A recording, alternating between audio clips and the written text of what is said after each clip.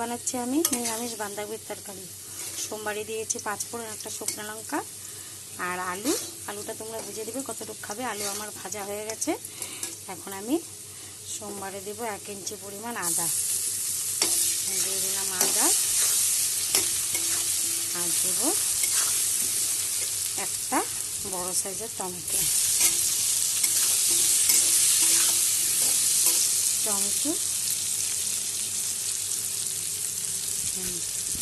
টমেটোটা একটু নরম হলে তারপরে বাঁধাকপি কেটে ধুয়ে অল্প ভাপ দিয়ে নিয়েছি, ওটা দিয়ে দিব।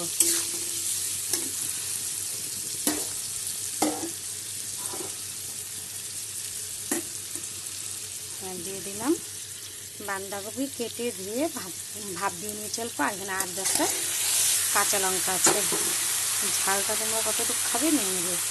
আর এখানে আছে 1 চামচ জিরার গুঁড়া, 1 চামচ চিনি, 1 চামচ ধনের গুঁড়া, 1 চামচ লাল লঙ্কার গুঁড়া আর আধা চামচ হলুদ আগে দিয়েছি, অল্প দিলাম।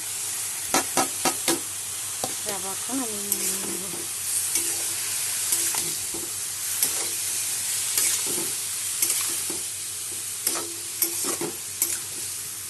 সব মশলা দেওয়া হয়ে গেছে। এখন আমি সব একসাথে নিয়ে নেব, কষিয়ে নেব।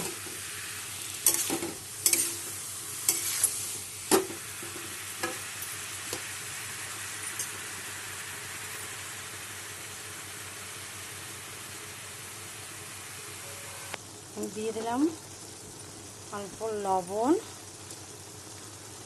আর হলো 1 চামচের মতন আটা গুলিয়ে নিয়েছি, দিয়ে দিলাম।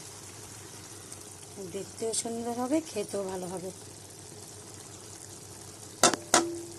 নিরামিষ বাঁধাকপির তরকারি।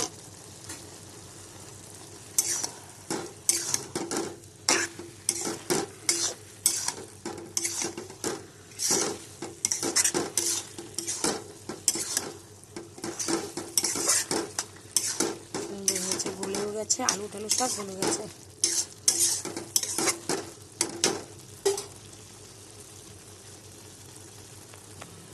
নিরামিষ বাঁধাকপির তরকারি আমার হয়ে গেছে। দিয়ে দিলাম গরম মশলা, ঘিও দেওয়া যায়, আমি দিলাম না, তোমরা দিও। গরমের জন্য আমি ঘি দিলাম না। খেতে খুব টেস্ট হয়, এরকম করে রান্না করে খেয়ে দেখবে। নিরামিষ বাঁধাকপি অসাধারণ একটা রেসিপি। রুটি, পরোটা, ভাত সব কিছু দিয়ে খেতে পারবে, খুব ভালো হয়। লাইক করবে, কমেন্ট করবে, শেয়ার করবে, সাবস্ক্রাইব করে পাশে থাকবে। Thank you.